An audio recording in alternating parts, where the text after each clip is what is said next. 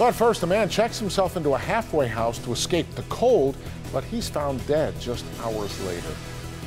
Detroit police saying this death is suspicious, but they're not calling it a homicide just yet. And investigators spent much of the afternoon at the home on Dexter, just off of West Grand Boulevard and Grand River. That's where Jermont Terry is live. And Jermont, what have you learned? Well, Priya, you know, this is the house where that body was found. People in this neighborhood call it a community house where essentially those who live on the streets come to get in from the cold. But this afternoon, the man who operates this so-called community house made a gruesome discovery in an upstairs bedroom. Detroit police were called to this house on Dexter, just off West Grand Boulevard. They're trying to determine exactly what led to a man dying here. He was hit in the head. Andre Ali Morgan tells me he operates a community house known as the Unified Minds Project. Just basically helping people out with the things they need. He tells me the victim arrived last night with a friend for the first time, looking for shelter. Everyone was alive and well when I left, and then come back to a crime scene. Andre knew someone was inside because the door was still locked, so he went to an upstairs bedroom where he found the victim covered in a blanket. And I seen the guy, and I thought he was asleep, so I closed the door back. Then I said, "Were you hungry? You want something on your stomach?" And he was unresponsive. I pulled the blanket back and seen the head wound up, and I ran out the house and called 911. Local 4 cameras were rolling when crime scene investigators brought evidence in brown bags out of the house. Andre believes whoever killed this man likely was someone he befriended. It was definitely someone that utilized the facility. We're told anywhere to 5 to 15 guys will stay at the house on a given night. There isn't an official check-in process, which makes the investigation that much harder for detectives. And it leaves Andre to wonder what would make someone want to hurt somebody who was in need like them. And no good should ever come to you for that, ever. Now, Andre tells me it appears that the victim died from something being a blunt force trauma to his head. Of course, the medical examiner will have to make the ultimate decision as to how this individual died. If you know anything, you're urged to contact Detroit police. For now, reporting live in Detroit, Jermont Terry, Local 4. Oh, your heart just goes out to Andre for that horrific discovery. All right, thank you, Jermont. 1,500 firefighters and first responders gathered today at the Renaissance Center to climb all 71 flights of stairs at Detroit's tallest building. Sean Lay has more on the special cause this event supports. There are a lot of people here that say this is harder than a marathon. You start here, and 1,050 steps later, you end up here at the top of the Ren Center. Nice job. Would you like some ice? The view from the top is worth the climb, and so is the cause. What a good day. We raised a lot of money, had a lot of fun. 1,500 people climbing the steps of the Renaissance Center on this day. First time? The goal, to benefit the American Lung Association in Michigan's life-saving lung cancer, COPD, and asthma research. People could make a donation, so why do they put themselves through this? It's different, and that's what makes it fun. It is fun and challenging for others like Valerie Shave of Clinton Township. This has become much more personal for me. She's climbing to remember the cousin she just lost to lung cancer at the age of 40. Last year she was still fighting and going through chemo and everything, and this year knowing that she's watching over me is going to be a big help. We met climber Casey Tully at the bottom. So we're ready to get up there and go give it another go today. And found out why she's climbing at the top. My grandpa Jack, he died of lung cancer. And then there are the firefighters. I'm like 65 years old, so I'm not a kid anymore. From all over Metro Detroit, putting on 75 pounds of gear to head 71 floors up. I love being able to help the people that need the help. And with every step, everyone here is helping raise $400,000 for the American Lung Association. People losing their breath to help those who can't catch theirs. This is what we train for, baby. You're fired up. You're going to do it next year, right? With me? It's going to be my first time. I'll do it. If you'll do it, we'll join these guys. From the Ren Center, Sean Lay, Local 4.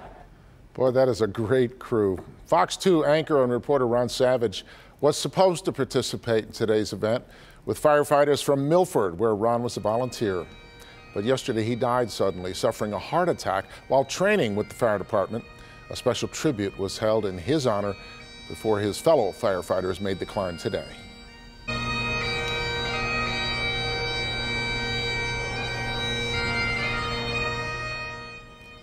Ron Savage will be laid to rest Thursday afternoon at St. Mary Catholic Church in Milford. What a touching tribute. Yeah, that was nice.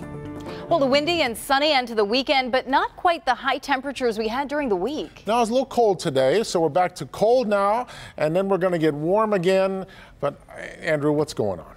Well, you explained it very well there, Steve and Priya. We've got the ups and downs once again as we go throughout the rest of the afternoon and into the evening. As you can see on 4 Live radar, we are looking at a few snow showers that are out there. You can see that north of the city right now. Those snow showers really not amounting to much. Well, Fellowship Chapel honors its pastor, Reverend Dr. Wendell Anthony, for his 30-year pastoral anniversary. You're looking at the event that happened this morning in Detroit. The theme celebrating 30 years, the power of a prophetic preacher. We caught up with the Reverend before the service. Well, I'm very excited and pleased to be celebrating 30 years of pastoring here in the city of Detroit. It's been a long journey. I give a whole lot of credit to the Almighty God and to those folk who have been with me on the journey.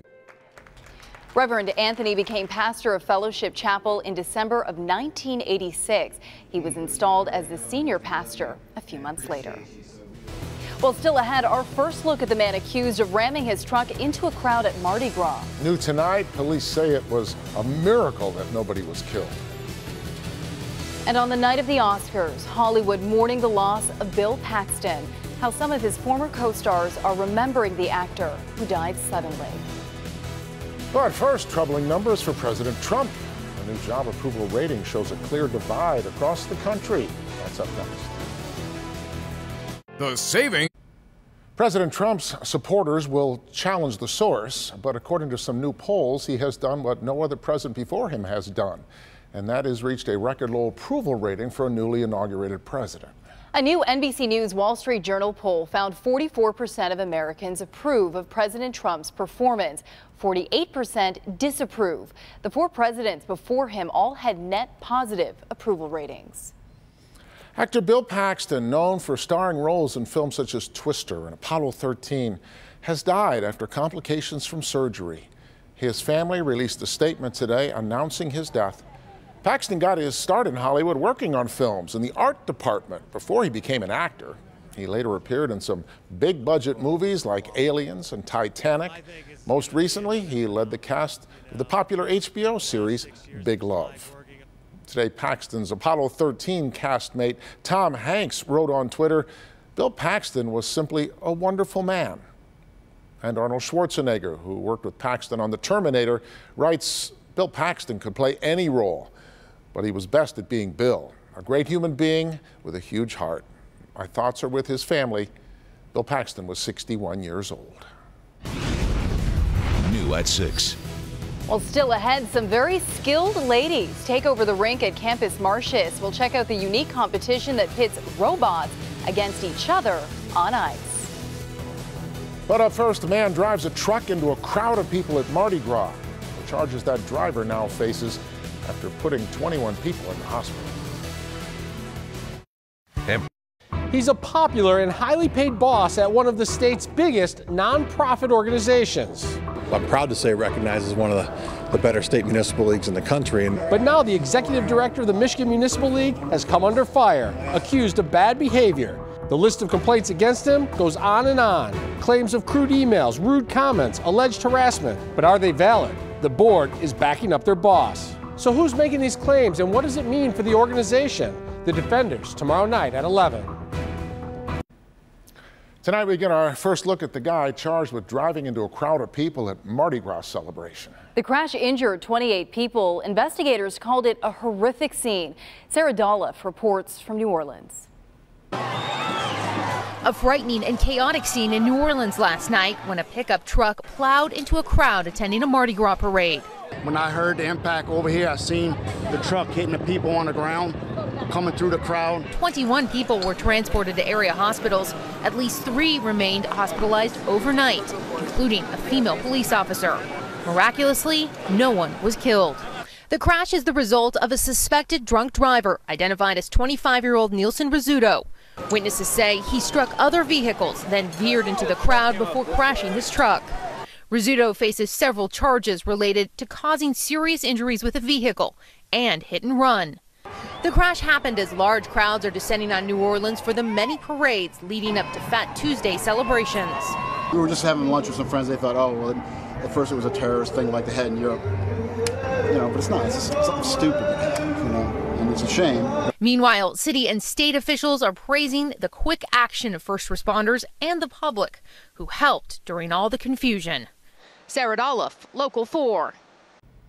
Back here at home, Detroit school children took over the ice at Campus Martius today. This is what it looked like this morning at the rink for the Robotics on Ice competition. The Detroit School's all-girls robotics team was involved, and they spoke out about what the event means to them. At first, we don't really realize that we're building a robot. We're just, and then like during competition, we're like, wow, we did all this by ourselves. Right. And it's really rewarding to see when your hard work pays off. The girls also talked about the importance of women going into STEM. They said seeing all the little girls at the event inspired them to keep working so they could become good role models. Yeah, you go, girls. I love that. Future engineers right there. Yeah, that was great. Well, during the break, I ran over to CVS, got some new batteries for Andrew's microphone, so we are back in business. Got rid of those gremlins, right? Right. Well, I tell you what, weather's working in our favor, too. We've got some higher temperatures on the way for this week.